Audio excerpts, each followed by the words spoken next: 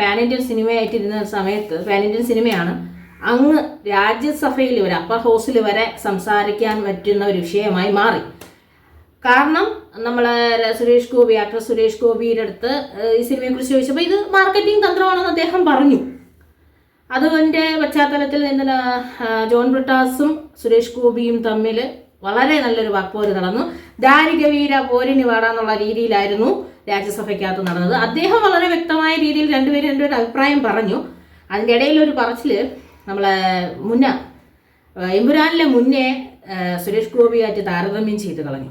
നമ്മളെ കറുപ്പ് കണ്ടാൽ വിറയ്ക്കുന്ന, കറുപ്പ് കണ്ടാൽ വെറുക്കുന്ന മുഖ്യമന്ത്രിയുടെ പ്രതിനിധികളെല്ലാം കൂടി കറുപ്പുമിട്ട് രാജ്യസഭയിൽ ചെന്നിരുന്നു.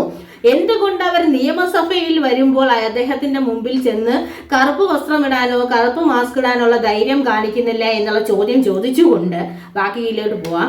എന്തായാലും നേമത്തെ അക്കൗണ്ട് പൂട്ടിക്കൊടുത്തതുപോലെ ഈ ഒരു തൃശ്ശൂരത്തെ അക്കൗണ്ട് പൂട്ടിക്കൊടുക്കും എന്ന് പറഞ്ഞു. അത് പോട്ടെ, സ്വന്തം സ്ഥാനം, അതായത് നമ്മൾ വിശ്വസിക്കുന്ന ആശയം ഉൾക്കൊള്ളുന്ന പ്രസ്ഥാനത്തിന്റെ ഭാഗമായി പറഞ്ഞതായിരിക്കാം. പക്ഷേ ഒരു മുന്ന എന്ന് പറയുന്ന ആ വ്യക്തിയുമായി സുരേഷ് ഗോപിയെ കമ്പയർ ചെയ്തത് അത്ര നല്ല പരിപാടിയായി പോയില്ല.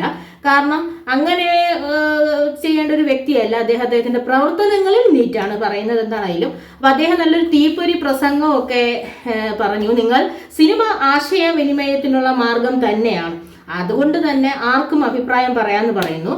എമ്പുരാൻ സിനിമ ഇവിടെ ഇറക്കിയതുപോലെ നിങ്ങൾ സപ്പോർട്ട് ചെയ്തതുപോലെ TP51 ലെഫ്റ്റ് റൈറ്റ് റൈറ്റും ഇറക്കാത്തത് എന്തെന്ന് ചോദിച്ചു. ചോദ്യം വളരെ നല്ല ചോദ്യം തന്നെയാണ്. സിനിമ ആർക്കും ഇറക്കാം, ഏത് ആശയം ഉൾക്കൊണ്ട സിനിമയും ഇറക്കാം. സിനിമ ഒരു മാധ്യമമാണ്, എന്ത് ആശയവും സിനിമ വഴി ഇവിടെ ഇറക്കാം. നമുക്ക് ഇഷ്ടപ്പെട്ടാലും ഇഷ്ടപ്പെടുന്ന ആശയമായാലും ഇഷ്ടപ്പെടാത്ത ആശയമായാലും. അപ്പം എന്തുകൊണ്ട് ഇറക്കാത്തതെന്ന് ചോദിച്ചതിനോട് ഞാൻ യോജിക്കുന്നു. എന്തുകൊണ്ട് ഇറക്കുന്നില്ല?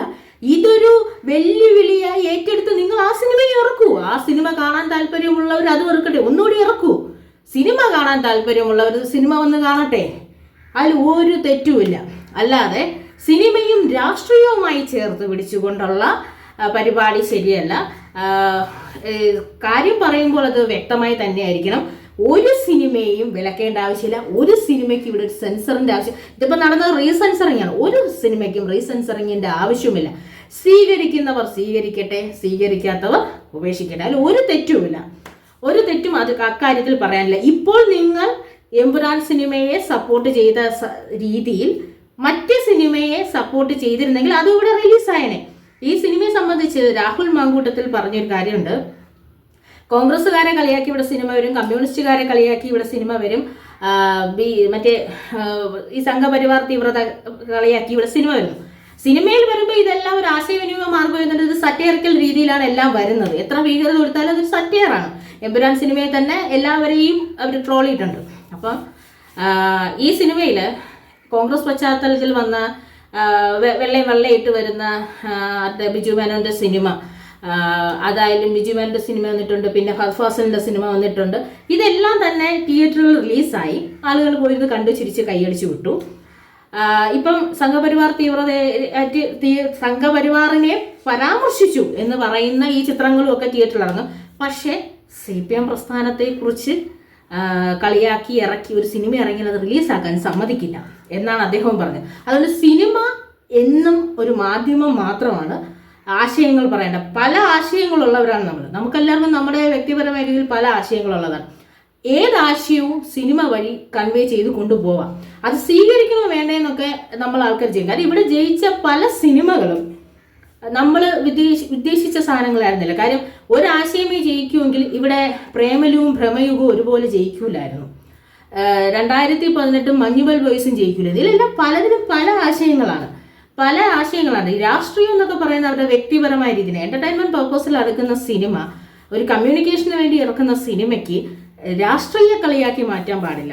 ഈ കറുപ്പ് ഇട്ട് അപ്പർ ഹൗസിലിരുന്ന് പ്രതിഷേധിക്കാനുള്ള ധൈര്യം കാണിച്ച ആള് ഇവിടെ കറുപ്പ് നിരോധിച്ചപ്പോഴും അത് കാണിക്കണമായിരുന്നു.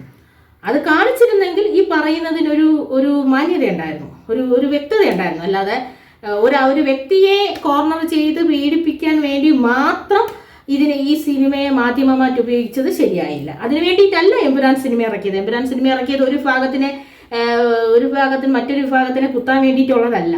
സിനിമ മലയാളത്തിലേക്ക് തന്നൊരു ബ്രഹ്മാണ്ഡ ചിത്രമാണ്. മലയാളത്തിൽ ഹോളിവുഡ് ലെവലിലേക്ക് ഒരു ചിത്രം ഇറക്കാൻ കഴിയുമെന്ന് കാണിക്കാൻ വേണ്ടിയിട്ടാണ് എമ്പുരാൻ സിനിമ ഇറക്കിയത്. ആ കാര്യത്തിൽ വിജയിച്ചിട്ടുണ്ട്. ആ കാര്യത്തിൽ സിനിമ വിജയിക്കുകയും ചെയ്തിട്ടുണ്ട്.